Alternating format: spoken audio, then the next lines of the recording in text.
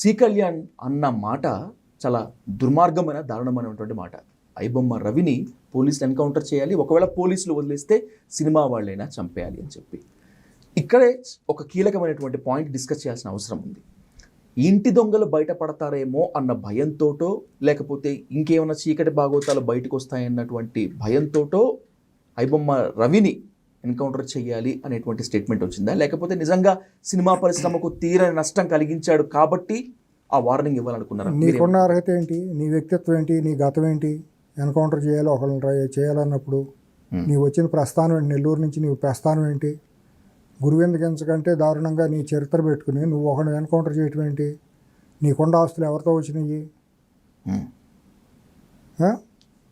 సూర్యుడు మధ్యల చెరువు సూర్య దాంట్లో హత్య భాను ప్రకాష్కి నీకున్న సంబంధం ఏంటి? ప్రపంచానికి తెలియదా? పిల్లి కళ్ళు మూసుకుని పాలు తాగినట్టు నీకు ఏదో మైక్ ఉంది కదా, నువ్వే పెద్ద పుడుంగువా? ఎన్కౌంటర్ చేయమంటాను నువ్వు చేయమని కానీ పోలీసులు చేస్తారా? లేకపోతే నువ్వేమైనా భాను ప్రకాష్ అనేవాడు బయటకు వచ్చాడు కాబట్టి వాడితో చేపిస్తావా? లేకపోతే నీకు అంత సరుకు ఉందా ఎన్కౌంటర్లు చేయించే అంత సరుకు, సంపించే సరుకు? ఏందా మా భాష, మొండమోపి భాష?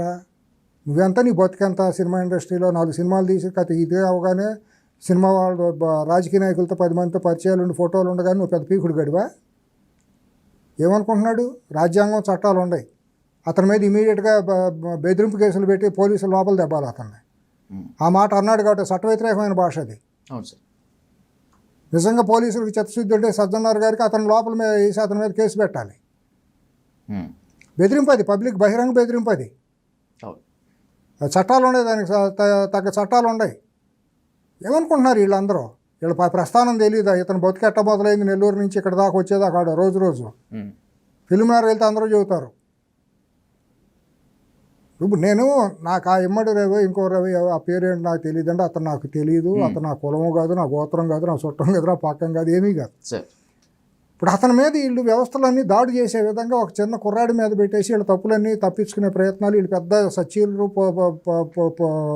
అదేదో ఏమీ తప్పెరగనట్టు వీళ్ళు ప్రదర్శించుకోవాలని చూస్తున్నారు. కడిగిన ముత్యాలలాగా, ఏదో సాధు పొంగవులాగా వీళ్ళ బతుకులు దాచుకోవాలని చూస్తున్నారు.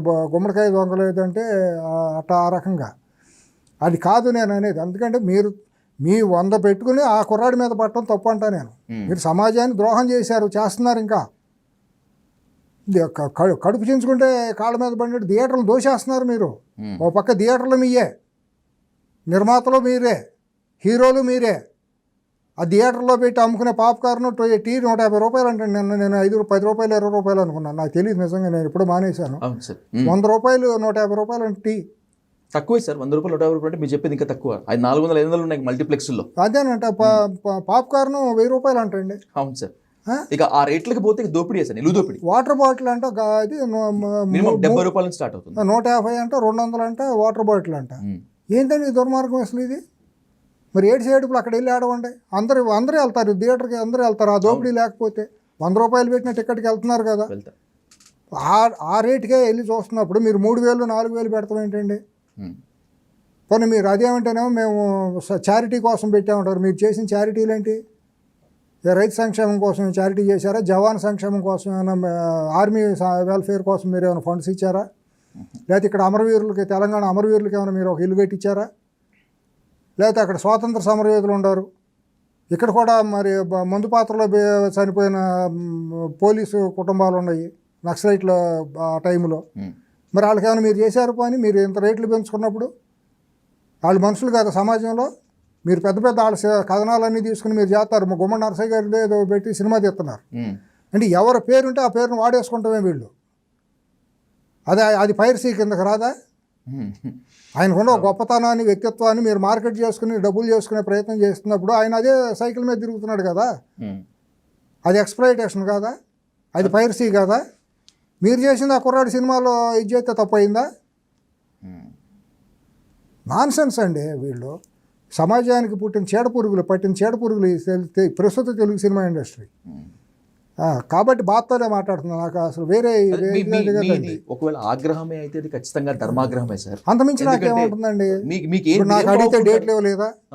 ఈ సినిమా వాళ్ళని వెళ్ళి డేట్లు ఇవ్వలేదా నాకు? లేకపోతే నేను సినిమా కొన్నది ఏమైనా ఫ్లాప్ అయిందా, లేకపోతే ఏమైనా తిడటం మూలన మాట్లాడటం మూలన నాకు ఏమైనా మైలేజ్ వచ్చిందా, నాకు రూపాయల లాభం వచ్చిందా, కంట్రోల్స్ తప్పించి ఇంకా చెప్పాలి నాకేంటి? అంటే విపరీతమైన నెగిటివిటీ మూట కట్టుకుంటారు ఇంకా. అంతమించి నాకేమీ లేదు కదా. అవును. మీరు మారి మంచి మార్గంలో నడితే మేము కీర్తిస్తాం, మాకేం భేషజం ఉంది, నాకేం భేషజం లేదు. మంచి పని చేస్తే బ్రహ్మాండమైన పని చేశాడు మా తెలుగువాడు అంట, నా కుల మతాలతో కూడా పని లేదు. ఎందుకంటే మీరు చెప్తే వినరు, నేను చెప్తే వినరు, కనీసం హీరోలు వాళ్ళు చెప్తే చెప్తే ఉంటారు కదా. ఇప్పుడు ఆ బలగం కుర్రాడు తీశాడు, ఎందుకు పోయడం నాకేం తెలుసు. ఆ కుర్రాడు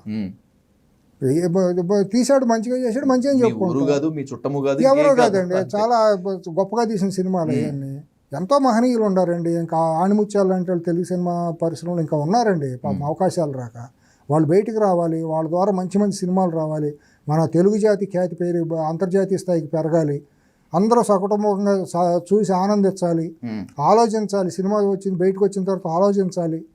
అంత గొప్ప సినిమాలు తీయగలిగే సత్తా ఉండి కూడా ఈ పోరంబోక సినిమాలు పట్టుకుని వీళ్ళే పెద్దలాగా తయారైపోయి గద్దలో తెలుగు కళామ తల్లికి రొమ్ముల మీద కురుపులాగా తయారయ్యారండి యాదవులందరూ. వీళ్ళు పోవాలి ముందు, ఈ క్యాన్సర్ కణాలు పోతే కానీ తెలుగు జాతి బాగుపడదండి.